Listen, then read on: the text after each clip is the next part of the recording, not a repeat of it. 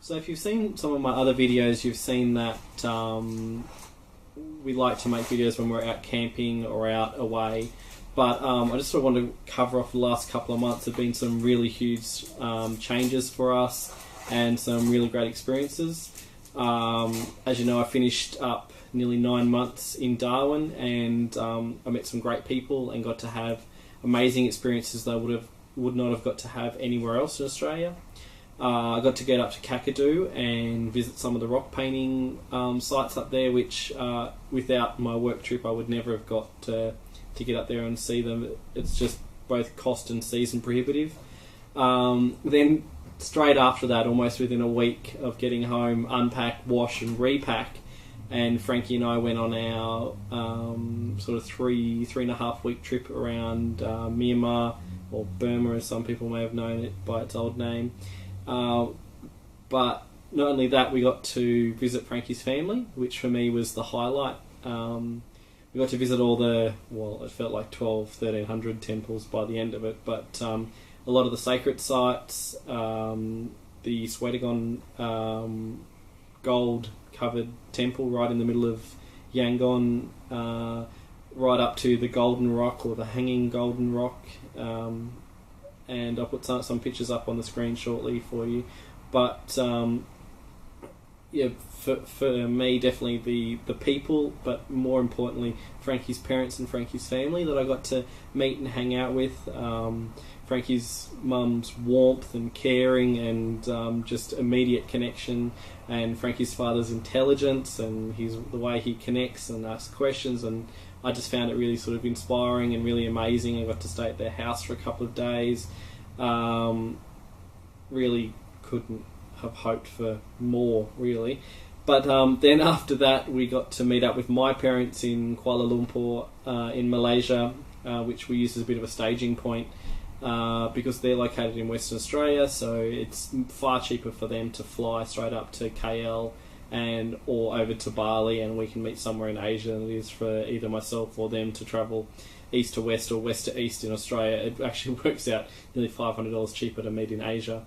Always travelling with my parents is an experience. There will inevitably be some screaming matches, usually in an airport surrounded by locals.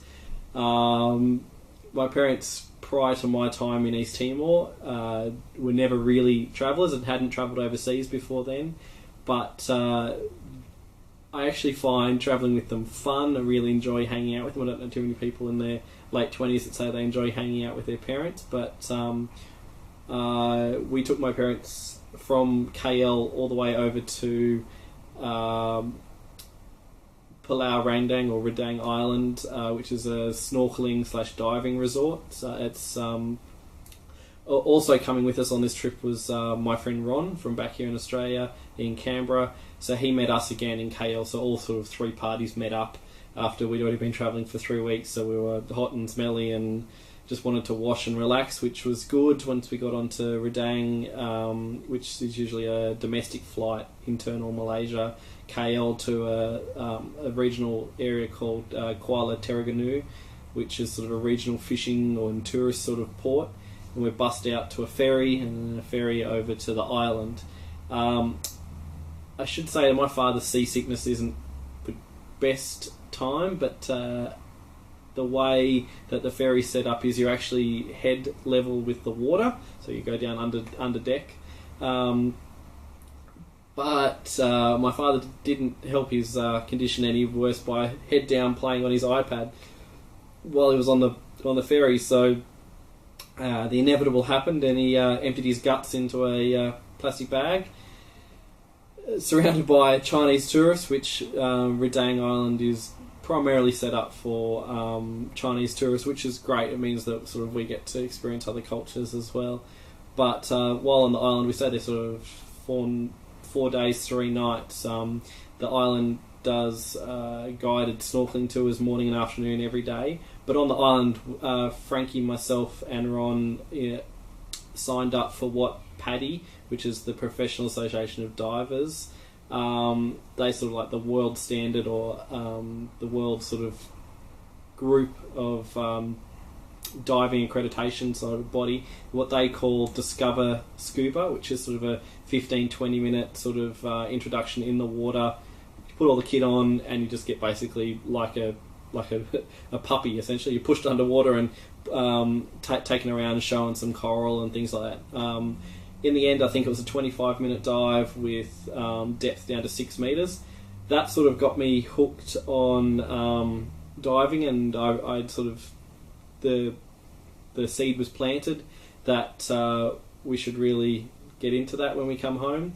Sadly, when we actually commenced the dive, both Ron and Frankie couldn't get more than, say, sort of head height underneath the water. They couldn't handle breathing through the regulator, which is strange for the first couple of seconds, really, and you just breathe and the air comes. It's not that hard, I found. So I ended up doing it on my own, which immediately I realised I wasn't going to have a diving partner when I came home. But I was so excited to do the dive, I didn't actually remember to take my brand new GoPro 3 out of my bag with the floaty handle and everything and take it underwater. It was still sitting on the beach in my bag, so I don't actually have any footage. I've got some pictures of me coming out of the water, which I'll again put up on the screen, and you'll see that shortly. Then, after finished sort of staying on the resort, we headed back to KL for just a sort of 72 hours. Oh, sorry, it wasn't even that. It was about sort of 18 hours actually. Land, refresh, and get ready to fly out back to Australia. And so my parents headed off to Western Australia, and Ron headed off to Singapore back to Australia. And then Frankie and I made our way back to Canberra. Since getting home from the holiday, we really sort of decided we should start looking at buying a house. I brought a bit of cash home even after the holiday. In typical style, we saw one house and we bought it. I know everyone's rolling their eyes, but it was a 2-bedroom townhouse up in the north of Canberra. It just sort of, the timing worked out for us, the amount of deposit required, everything like that. So at the moment, we've signed the contract, we've put down a 5% deposit, we'll be paying the rest, and our mortgage will kick in about November. They're looking at moving in. I'll put some photos of the slab and then some of the construction that's happening right now, bearing in mind it's sort of been going on for about 5 or 6 months. So yeah, we're coming up to the wet season. Oh, wet, I mean cold and wet winter here in Canberra. Now on top of this, while we're trying to save every single cent, I decided I'd try and get that diving dream sort of happening. I booked in with our local dive school here in Canberra. We've got a 5-star accredited PADI school, and the way they structure it is a 1-night introduction and medical, like on a Thursday. The following Saturday, Sunday, you do Saturday in the classroom. Sunday, you practice those skills in a pool or in confined water, as they call it. The weekend after that, starting the Friday night, you pick up all your gear from the shop and you drive down the coast. You stay at their dive lodge, and Saturday we did 3 dives in the first day, down to about 6 metres, lasting about between 25 and 35 minutes each time. You get to practice the skills you learnt in the confined or in the pool, and then you actually get to obviously be in a sort of a saltwater environment, which obviously saltwater makes you more buoyant, so you've got to get used to your weighting again.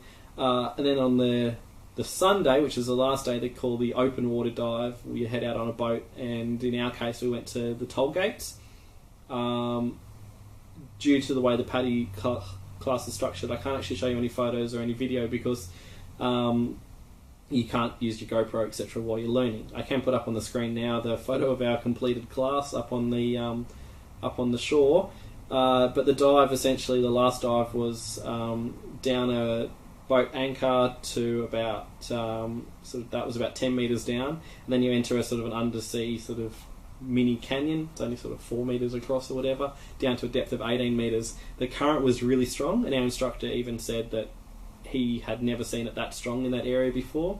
When we were coming back up to do our decompression stop at 5 metres, we ended up basically all hanging onto the anchor rope, and we looked like little flags in the breeze because we were all just sort of clambering onto the rope, and the current was really sort of hammering us quite bad. When I was looking into the current with my mask on, it was vibrating. You could hear it. That was pretty interesting. Had some fun on that course. As I said, Frankie wasn't going to be my partner because he didn't want to dive, but I was never really the sporty kid at school, so I never got picked for group sporting activities very often. And it's really funny, there was 13 of us on the course, and I'd spied this cute guy in the course, and I thought, my luck, I'd never even get to talk to him. He ended up being my buddy, and he was really, really funny, and we had lots of funny moments. He was sort of not sure how to take me, being he was actually American, so he wasn't sort of still getting used to the Australian sense of humour. Me saying things like when we had to do a task which is called the tired diver toe, where he lays face up between my legs, I hold on to his scuba tank and kick backwards so I can pull him, simulating him being injured or fatigued. In my sense of humour, anyone that knows me is pretty dirty. Saying things like, don't normally open my legs for the first guy I meet, buy us a drink first, sailor, and things like that, and he couldn't stop giggling and laughing, so he ended up almost being told to shut up during the class.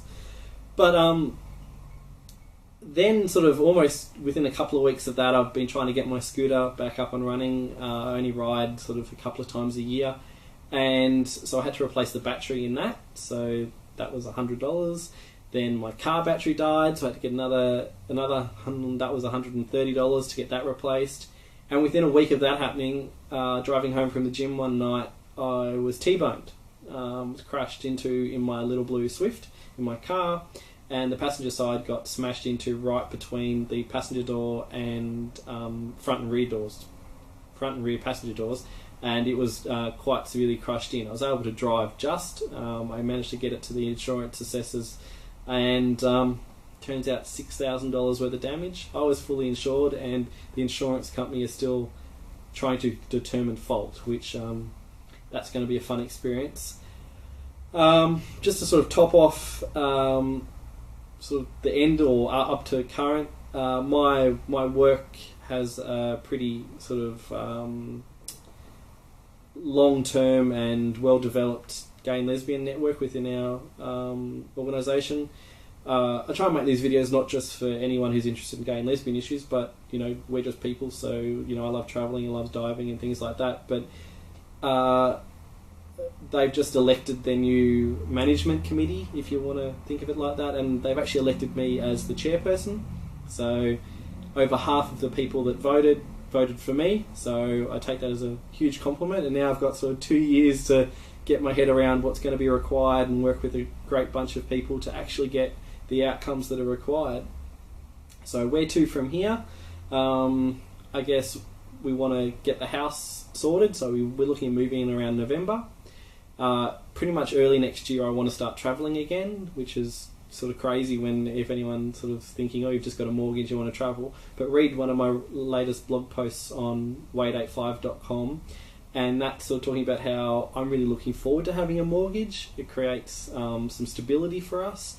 We live here in a 2-bedroom apartment that we rent, and we've been here nearly 4 years, and every year the rent's been different. 1 year it went up, in the last 3 I've actually managed to negotiate it down, and the funny thing is our rent's actually going to be the same. Our rent now is the same as our repayments for the mortgage, except we're going to own the house.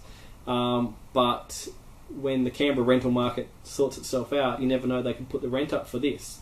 Obviously there is always going to be a possibility of rate rises with our mortgage, but we can manage that. Like you can budget for that. It's much harder with rent increases, etc., because you just don't know when they're going to come and buy how much.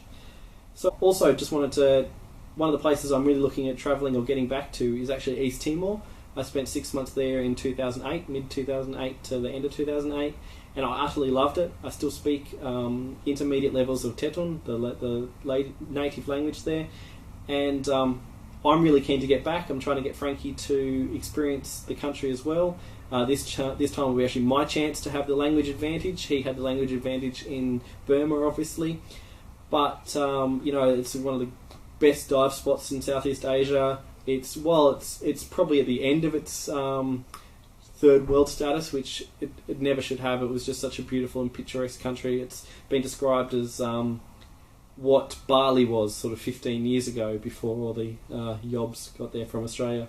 But I really want to get back there. I want to take Frankie. I want to sort of rough it a bit, spend about sort of 3 or 4 weeks. And I've just found out that there's only really 2 ways into Dili, the main airport, and that's via Sydney, Darwin, Dili, or which sort of works better for us is if we go Sydney, Denpasar, which is Bali, stay with my parents for a couple of weeks, or even just 5 or 6 days catch up, and then in that way, which would work out perfect for us, and it's substantially cheaper.